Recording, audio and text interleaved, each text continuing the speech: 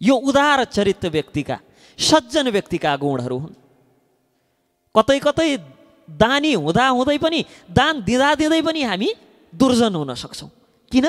अहो यो त मेरो पार्टीको मान्छे नि त, यो त मेरो आफ्नै कार्यकर्ता, त्यही भएर यसको मैले रक्षा गर्नुपर्छ।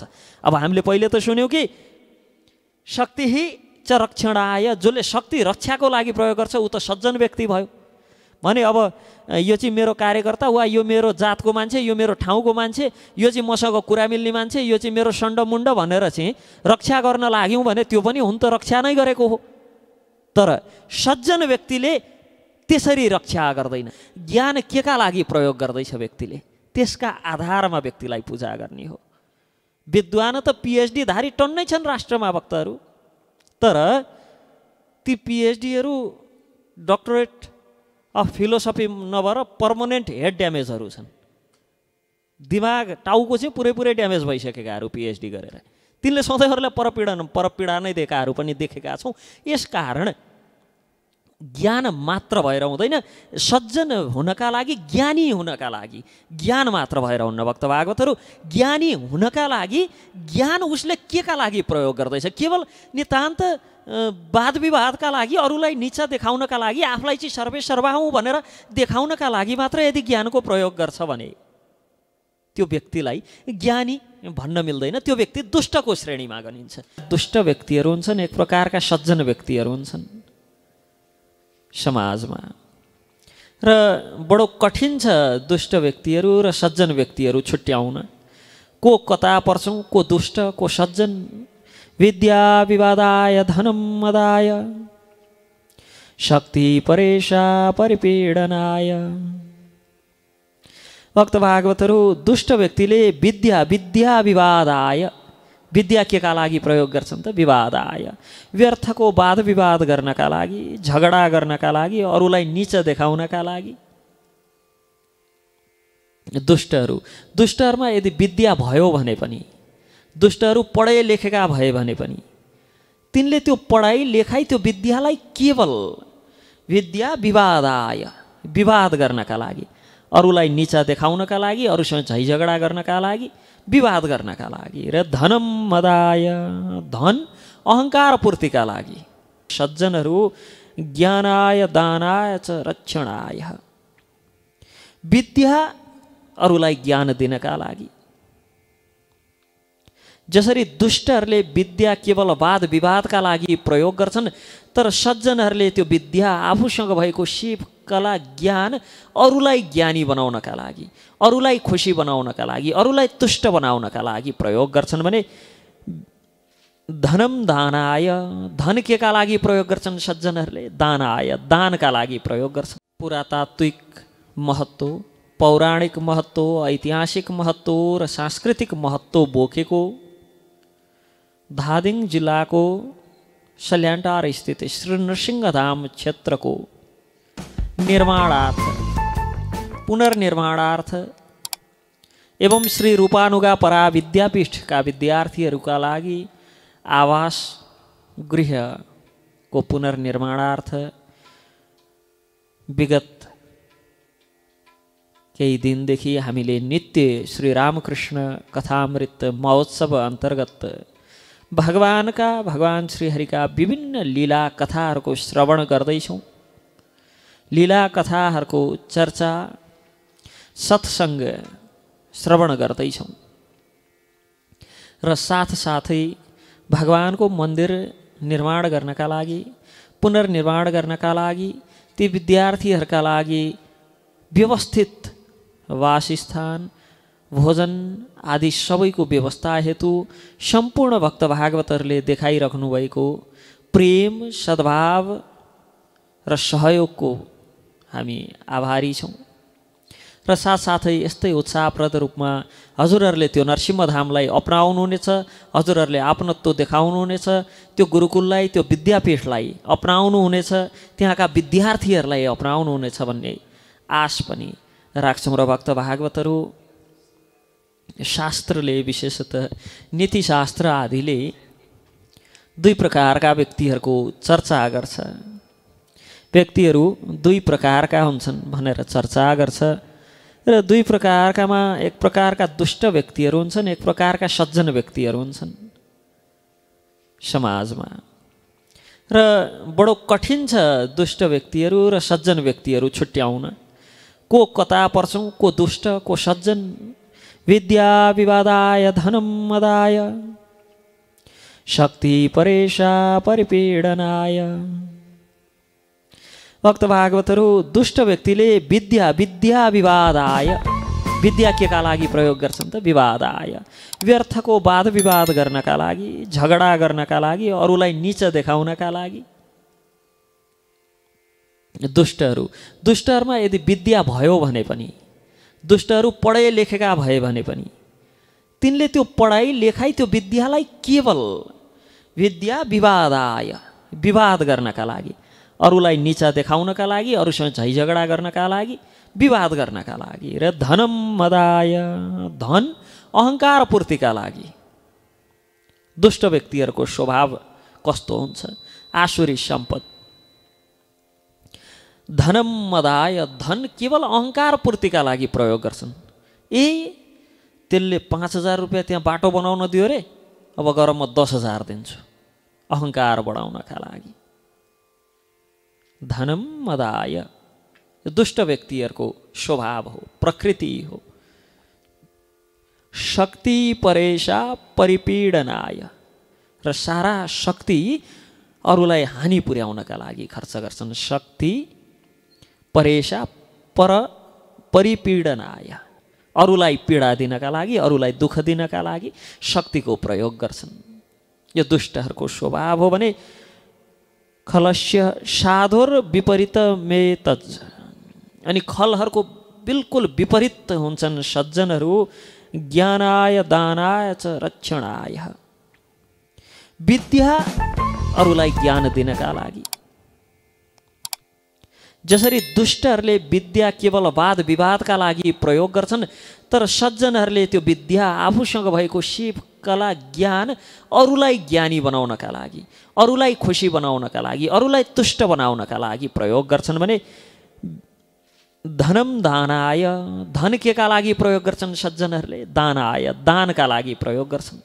धनको उपयोग सधैँ सज्जन व्यक्तिहरूबाट दानका लागि हुन्छ, किनभने अब हुन त भोग पनि गर्न सकिन्छ, तर सज्जन व्यक्ति तिनैलाई भनिन्छ भक्त भागवतहरू जसले भोगद्वारा, इन्द्रिय तृप्तिद्वारा केवल बन्धनको बाटो मात्र खन्ने हो। भोग भनेर इन्द्रिय भोगले व्यक्तिलाई भौतिक रूपमा, आध्यात्मिक रूपमा, शारीरिक रूपमा, मानसिक रूपमा केवल अधोन्नतितर्फ लाने हो। यसकारण जति आवश्यक छ जीविका निर्वाहका लागि, जीविका निर्वाह गरेर तत्पश्चात धनम दानाय, धन दानका लागि प्रयोग गर्छन् भने शक्ति च रक्षणाय, शक्ति सज्जन पुरुषहरूले, सज्जन व्यक्तिहरूले शक्ति सधैँ रक्षणाय, अरूको रक्षा गर्नका लागि प्रयोग गर्छन्। शक्ति अरूको सुरक्षणमा प्रयोग गर्छन्, अरूलाई सुरक्षा दिनका लागि शक्तिको प्रयोग गर्छन्।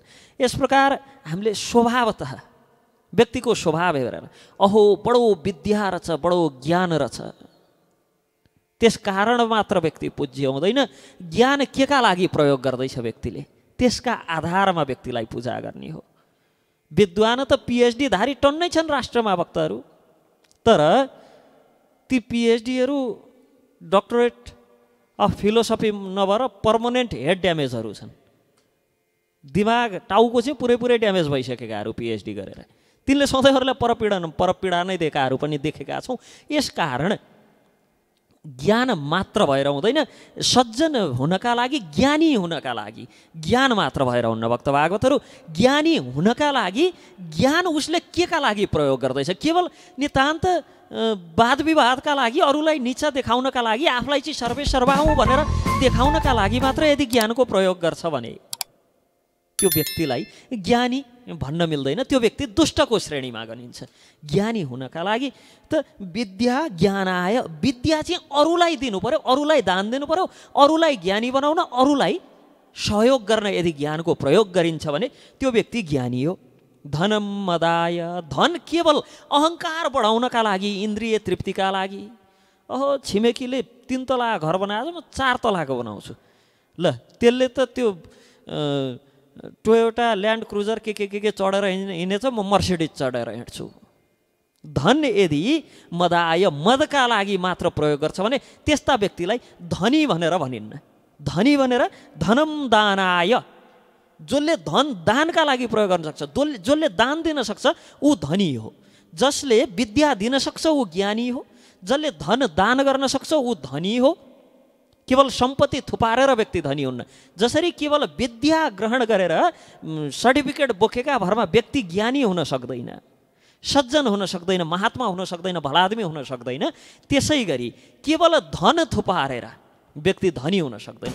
धनी हुनका लागि धनम दानाय, त्यो धन दानका लागि प्रयोग गर्नुपर्छ, तब व्यक्ति धनी हुन्छ। भने शक्ति रक्षणाय, शक्ति च रक्षणाय, यदि शक्ति व्यक्तिले परपीडनाय, अरूलाई पीडा दिनका लागि प्रयोग गर्छ भने त्यसलाई शक्तिमान भनिन्न। त्यस्ता व्यक्तिलाई दुष्ट भनिन्छ, दुर्जन भनिन्छ र कायर भनिन्छ। किन? जो व्यक्तिमा बाहुबलमा बल छँदा छँदै पनि मानसिक रूपमा र हृदय दौर्बल्यताले चाहिँ पीडित छ, त्यस्तो व्यक्तिले मात्र अरूलाई दुःख दिन्छ। अरूलाई दुःख दिनु भनेको हृदय दौर्बल्यताको प्रतीक हो। व्यक्तिमा हृदय दौर्बल्यता छ भने अरूलाई दुःख दिन्छ। शक्तिमान कसलाई भनिन्छ? शक्तिम च रक्षणाय, जसले आफ्नो बाहुबल, आफूसँग भएको शक्ति अरूको रक्षामा प्रयोग गर्छ, त्यसलाई शक्तिमान भनिन्छ। यसरी सज्जन र दुष्ट दुर्जन बीचको फरक छुट्याउन सकिन्छ। केवल धन भएर धनी हुन्न, धन भएर दान दिन सक्नेलाई धनी भनिन्छ। केवल शक्ति भएर शक्तिद्वारा अरूको रक्षा गर्न सक्नेलाई शक्तिमान भनिन्छ भने केवल विद्या भएर विद्याद्वारा अरूलाई ज्ञानी बनाउन सक्नेलाई विद्यावान ज्ञानवान भनिन्छ। र अब दान दिने कसलाई, रक्षा कसको गर्ने, विद्या कसलाई दिने भन्ने प्रसङ्ग आउँछ भक्त भागवतहरू। त्यसका लागि पनि हुनसक्छ कतै धनी छ, अब यो चाहिँ मेरो भान्जो पर्छ, यो चाहिँ सालो पर्छ, यो चाहिँ फलानु पर्छ, यो चाहिँ ढिस्कानु पर्छ, यसले चाहिँ मलाई चुनावका बेला भोट दिन्छ, त्यही भएर त्यसलाई दान दिने। सज्जनको त्यो वृत्ति होइन। रक्षा गर्ने, अहो यो त मेरो कार्यकर्ता, यो मेरो पार्टीको मान्छे, यो मेरो जातको मान्छे, त्यही भएर यसको रक्षा गर्नुपर्छ, त्यसलाई शक्तिमान भनिन्न। त्यसका लागि के हुनुपर्छ त? व्यक्ति उदार चरितको हुनुपर्छ। सँगसँगै सज्जन हुनका लागि, सन्त हुनका लागि र योग्य व्यक्ति हुनका लागि विद्याद्वारा अरूलाई ज्ञानी बनाउने, धनद्वारा दान गर्ने र शक्तिद्वारा अरूको रक्षा गर्नुका साथसाथै व्यक्ति उदार चरितको पनि हुनुपर्छ। उदार चरित र लघुचेत, उदार चेतना र लघु चेतना बीचको फरक के छ त भन्दा अयम निज परोवेति गणनाम लघुचेतसाम, जसले यी मेरा हुन्, यी चाहिँ मेरा पार्टीका होइन, यी चाहिँ मेरा जातका, यी चाहिँ मेरा ठाउँका भनेर सोध्छन्, ती लघुचेतसाम अर्थात् सङ्कुचित भावना भएका व्यक्तिहरू, सङ्कुचित सोच भएका, सानो हृदय भएका, सानो मन भएका त्यस्ता व्यक्तिहरू भने उदार चरितानाम, जो उदार हृदयका व्यक्तिहरू छन्, जसमा उदारता छ, जसको हृदय विशाल छ, ती व्यक्तिहरूका लागि वासुदेव कुटुम्बकम, सारा जगत नै वासुदेवका कुटुम्बीहरू हुन्। त्यो हिसाबले म पनि भगवानको सन्तति, भगवानले अहम बीज प्रथ पिता भन्नुहुन्छ भनेपछि सारा जगत मेरा दाजुभाइ हुन्, सारा जगत मेरा आफन्ती हुन्। यसकारण सारा जगतलाई मैले ज्ञानदान गर्नुपर्छ, सारा जगतको मैले रक्षा गर्नुपर्छ। यदि ममा शक्ति छ भने मैले सारा जगतको रक्षा गर्नु पर्यो। यदि ममा ज्ञान छ, विद्या छ भने सारा जगतलाई मैले ज्ञान दान गर्नु पर्यो। यदि मसँग धन छ भने सारा जगतको हितार्थ धनको दान गर्नु पर्यो। यो उदार चरित्र व्यक्तिका, सज्जन व्यक्तिका गुणहरू हुन्। कतै कतै दानी हुँदा हुँदै पनि, दान दिँदा दिँदै पनि हामी दुर्जन हुन सक्छौँ। किन? अहो यो त मेरो पार्टीको मान्छे नि त, यो त मेरो आफ्नै कार्यकर्ता, त्यही भएर यसको मैले रक्षा गर्नुपर्छ। अब हामीले पहिले त सुन्यौँ कि शक्ति च रक्षणाय, जसले शक्ति रक्षाको लागि प्रयोग गर्छ ऊ त सज्जन व्यक्ति भयो। भने अब यो चाहिँ मेरो कार्यकर्ता वा यो मेरो जातको मान्छे, यो मेरो ठाउँको मान्छे, यो चाहिँ मसँग कुरा मिल्ने मान्छे, यो चाहिँ मेरो सण्डमुण्ड भनेर चाहिँ रक्षा गर्न लाग्यौँ भने त्यो पनि हुन त रक्षा नै गरेको हो। तर सज्जन व्यक्तिले त्यसरी रक्षा गर्दैन, किनभने सज्जन व्यक्तिका लागि, विशाल हृदय भएका व्यक्तिका लागि, उदार चरितानाम, जसको चेतना, जसको हृदय उदार छ, जो उदार चरित्रको छ, त्यसका लागि त वासुदेव कुटुम्बकम, सारा जगत नै वासुदेवका कुटुम्बीहरू हुन्। यो मेरो तेरो भन्ने भावना त गणनाम लघु चेतसाम, लघु चेतना भएका, सङ्कुचित चेतना भएका, सङ्कुचित भाव भएका व्यक्तिहरूको लागि हो। र नेपालको सम्बन्धमा कुरा गर्ने भने भक्त भागवतहरू, म यो विषयलाई, यो प्रसङ्गलाई आज किन उठाउँदैछु, किन जोड्न खोज्दैछु भने हामी नेपालमा नेपालीहरू रहेनौँ। अहिले नेपालमा अहिले हामी काङ्ग्रेस हुन्छौँ, हामी कम्युनिस्ट हुन्छौँ, हामी राप्रपा हुन्छौँ, के जाति हुन्छौँ, फोरम हुन्छौँ, के हुन्छौँ, समाजवादी पार्टी हुन्छौँ, पुँजीवादी पार्टी हुन्छौँ, सबै थोक हुन्छौँ, तर नेपाली हुँदैनौँ। हामी विभिन्न जात जातिका हुन्छौँ, फलानु जातका, बाहुन, छेत्री, दमाई, कामी आदि इत्यादि सबै थोक हुन्छौँ, तर नेपाली चाहिँ हुँदैनौँ। भने हामीले नेपालमा रहेर नेपाली नै हुन त आजसम्म सिकेनौँ भने या मेरो तेरो, मेरो पार्टीको तेरो पार्टीको, यो क्षेत्रको ऊ क्षेत्रको, त्यो जातको यो जातको, ह्यान त्यान इधर उधर के हाम्रा लागि छुट्याउने यति धेरै कुरा छन् भने यति लघु चेतना छ हाम्रो, चेतना यति सङ्कुचित छ, यति सानो छ हाम्रो चेतना। गुरुकुल किन भन्ने प्रसङ्गमा गुरुकुल यही लघु चेतसहरूलाई, लघु चेतना भएका, सानो हृदय भएका, ढोकरको जत्रो छाती भएकाहरूका लागि उदार हृदयको बनाउनलाई, तिनलाई उदार हृदयको बनाउन। अब त हाम्रा सन्ततिलाई हामीले यदि हाम्रै समाजमा छोड्यौँ, हामी हाम्रै समाजमा बसिराख्यौँ भने नि भक्त भागवतहरू, अर्को 20 वर्ष पछाडि सबै यत्रा ढुकुरे साथी हुन्छन्, तिनले कसैका बारेमा सोच्दैनन्। अहिले सारा संसार दिन दिन गुरुकुलको सङ्ख्या घट्दो छ, दिन दिन वृद्ध आश्रमको सङ्ख्या बढ्दो छ। सारा गुरुकुल बन्द गरेर सबै ती गुरुकुलका भवन वृद्ध आश्रममा परिणत भइसके। किन? लघु चेतसका कारण। यी मेरी श्रीमती, बाँकी सबै बिराना, वा यी मेरा फलाना, अरू सबै बिराना। लघु चेतना, चेतना सङ्कुचित भएको भक्त भागवतहरू, त्यस कारण गुरुकुल बचाउनु आवश्यक छ। यी लघु चेतसहरूलाई को बीचमा हाम्रा बालबालिकाहरू, हाम्रा भविष्यका धरोहरहरू यदि रहे भने ती पनि त्यस्तै लघु चेतनाका हुन्छन् र समाज सखाप हुन्छ, राष्ट्र, राष्ट्रियता, पहिचान, संस्कार, संस्कृति सबै सखाप हुन्छ। यदि यो बचाउनु छ भने अब केवल संस्कार, संस्कृति, धर्मको मात्र कुरा रहेन, राष्ट्र, राष्ट्रियता र पहिचानको पनि कुरा रह्यो। गुरुकुल बचाउनु आवश्यक छ। अन्यथा हाम्रो समाजले त अब काङ्ग्रेस, कम्युनिस्ट, राप्रपा, योपा, त्योपा अनेक थोक बनाउने भयो, नेपाली कसैलाई बनाउने भएन। यो जातको, त्यो जातको, फलानु ढिस्काउनु सबैलाई बनाउने भयो, नेपाली कसैलाई बनाउने भएन। यहाँसम्म कि धर्ममा पनि वैदिक सनातन संस्कृतिका अनुयायी भनेर आफूले भन्नेहरू, भनाउनेहरू पनि, जसले आफूले आफूलाई म वैदिक सनातन धर्म संस्कृतिको अनुयायी हो भन्छौँ, हामीले आफैले पनि वासुदेव कुटुम्बकम बिर्सेर गयौँ। फलानु जाति, तिलानु जाति, यो यहाँको, ऊ उहाँको, यस प्रकार जो छुट्याउँदैछौँ, जो लघु चेतनामा छौँ हामी, यो लघु चेतनाको जो अवस्था छ, यसलाई फराक गरेनौँ भने, यो सङ्कुचित भावनालाई हामीले त्यागेनौँ भने संस्कार, संस्कृति रहँदैन, पहिचान रहँदैन, शास्त्र रहँदैनन्। र यो नै रहेन भने बाँच्ने के का लागि? केवल आहार, निद्रा भएर मैथुनका लागि मात्र? जीवनको उद्देश्य केवल त्यही 4वटाका लागि मात्र हो भने खोरमा बस्नु र घरमा बस्नु फरक के नै रह्यो? सडकमा सुत्नु र पलङमा सुत्नु फरक के नै रह्यो? यसकारण भक्त भागवतहरू, गुरुकुल बचाउनु नितान्त आवश्यक छ। र गुरुकुल बचाउनका लागि म एक्लो प्रयासले हुँदैन, अथवा हामी जस्ता 2-4 जना प्रयासले, व्यासजीको प्रयासले, हाम्रो दिपकिशोरजीको प्रयासले मात्र हुँदैन।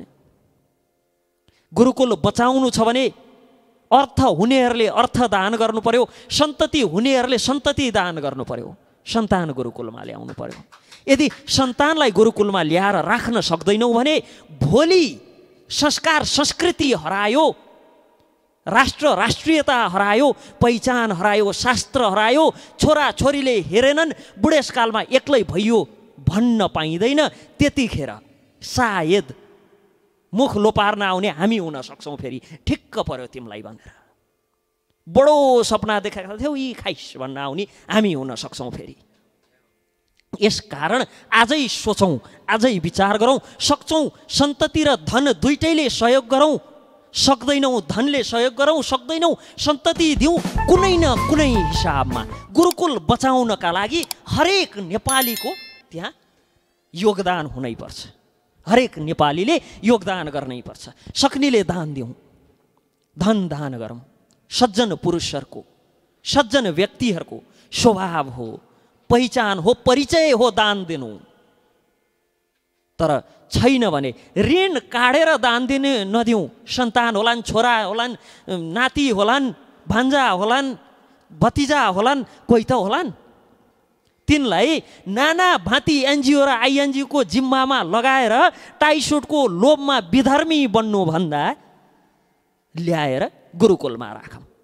अब यो पनि सक्दिनँ, त्यो पनि सक्दिनँ, केही पनि सक्दिनँ, म एक्लै चाहिँ प्रयास गर्छु, मलाई केही गर्ने इच्छा छ भने आउनुहोस् श्री रूपानुगापरा विद्यापीठ नरसिंहधाममा कमसेकम 4 महिना बसेर स्वयंसेवकको भूमिका निभाउनुहोस्। पढाउन सक्नुहुन्छ पढाउन आउनुहोस्, सक्नुहुन्न हलो जोत्न आउनुहोस्, खेती गर्न आउनुहोस्।